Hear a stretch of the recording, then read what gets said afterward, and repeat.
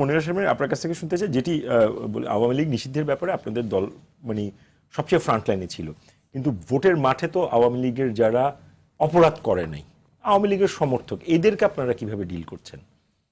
দেখেন, আমরা তো আমাদের ইশতেহারের মধ্যেই বলছি, সেটা হচ্ছে যে আমরা ডিল তো করছেন নিশ্চয়ই, সেটা ডিল বলতে তাদের কাছে তো ভোটটা তো আপনাকে চাইতে হচ্ছে প্রত্যেকের কাছে। এখানে আমাদের প্রথম বিষয় একদম স্পষ্ট জায়গা হচ্ছে যে আওয়ামী লীগের আমরা বিচার চাই।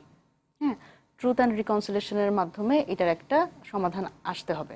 এবং দেখেন, এখানে অবভিয়াসলি এইটা যেরকম আমরা বলছি, আমাদের ইশতেহার আমরা তাই বলেছি যে নো রিকনসিলিয়েশন বিফোর জাস্টিস, এটা হওয়া উচিত। কারণ একটা গণহত্যা পর্যায়ে আপনি নাজি পার্টিকে নিশ্চয়ই পরেই একেবারে পুনর্বাসন করতে চাইবেন না, যেরকম তারেক রহমান আজকে বলেছে যে রয়টার্সের যে একটা সাক্ষাৎকারে উনি বলছেন যে ওনাকে প্রশ্ন করা হয়েছিল যে হাসিনার পুত্র কন্যা তারা আসলে রাজনীতিতে যদি আসতে চায় সেখানে কি করা যাবে, তখন উনি বলেছেন খুবই নরম ভাবে যে আসলে ওনারা যদি গণতান্ত্রিক ভাবে আসতে পারেন তাহলে তো অসুবিধা নাই। বক্তব্যটা মনে সম্ভবত এরকম যে জনগণ মানে আসলে মানে এর বাইরে আসলে মানে আমি যদি জিজ্ঞেস করি আপনাকে, ধরেন এর বাইরে আর কি কি পসিবল উত্তর হইতে পারতো যদি বলেন। দেখেন, না আমি সেটাই বলেন যে this could be the possible answer, সেটা কি কি হইতে পারতো? দেখেন, এইটাই হচ্ছে মানে আমি মনে করি বিএনপির ঐতিহাসিক ভুল, বারবার করে তারা একই ভুল করতেছে। না অপশন কি, উত্তরের অপশনগুলো মনিরা যদি বলেন। হ্যাঁ, উত্তরের অপশন অনেক। ধরেন আপনি আমাকে বলেন,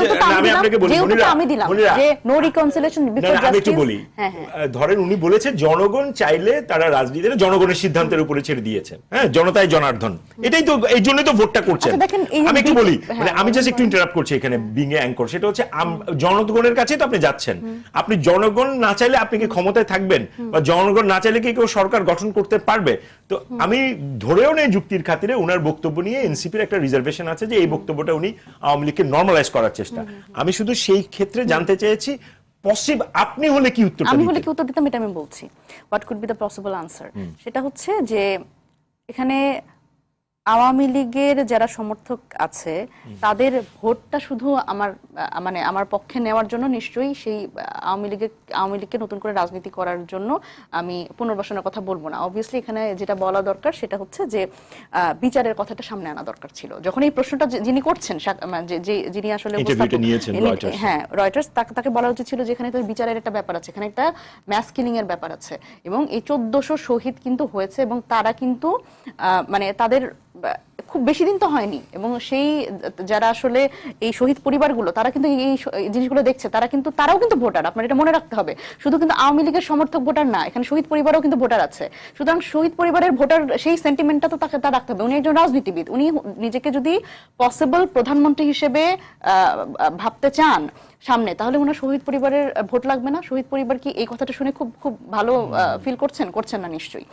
এবং 30,000-এরও বেশি যারা আহত, তারা কিন্তু এখনো গুলিবিদ্ধ অবস্থায় আছে, চোখ নাই, তাদের অঙ্গহানি অবস্থায় আছে, তাদের ভোট তাদের লাগবে না, তাদের পরিবারের ভোট তাদের লাগবে না। সুতরাং এখানে আমি বলছি মানে পসিবল অ্যান্সার এটা হতে পারতো যে এখানে অবশ্যই বিচারের প্রসঙ্গটা আনা দরকার ছিল। এবং এই যে দেখেন, আওয়ামী লীগের শুধুমাত্র, আমি বলছি না যে শুধুমাত্র এই ওপর মহল থেকে তারা বলছে, আমি যদি বলি আজকে আওয়ামী লীগের যারা সমর্থকরা তারা কিন্তু বিএনপির পক্ষে প্রচারণা করছে, জয় বাংলা স্লোগান দিয়ে কিন্তু বিএনপির পক্ষে ধানের শীষে ভোট যাচ্ছে।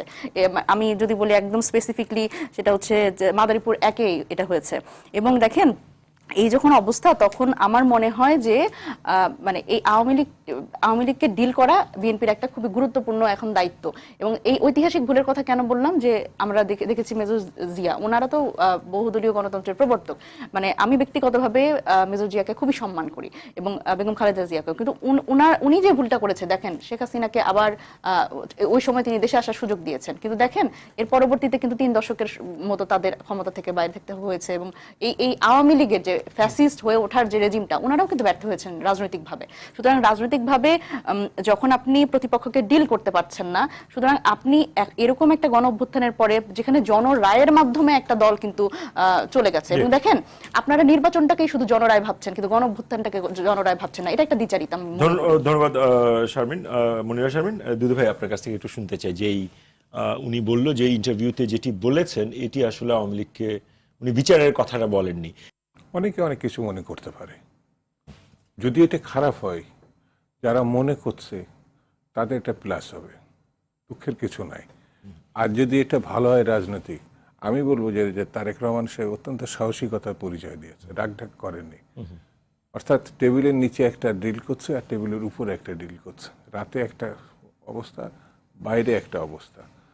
সেই জন্য আমি মানে তারেক রহমানকে ধন্যবাদই দিব। এই বিচারের প্রসঙ্গটা কি উনি আনলে আরো ভালো হতো না? অবশ্যই, এবং সেটা ইশতেহার পড়লে পরে হবে, এবং ইশতেহারটা গতকালই প্রকাশ করছে। এই বিচার আমি বলেছে অর্ধেকটা স্পষ্ট। না না বিচার প্রসঙ্গটা উনি স্পষ্ট করেছেন, আপনি শুধু স্পষ্ট করেনি, বিচার করার ক্ষমতা রাখে বিএনপি, এবং এটি 5 দিন পরেই বোঝা যাবে। মুখের কথা আর কার্যকর করা, এটা আপনি 5 দিন পরে বুঝতে পারবেন যে কে বিচার করতে চায় আর কার পক্ষে সম্ভব বিচার করা। এটা তো গতকালই এটা স্পষ্ট করা হয়েছে।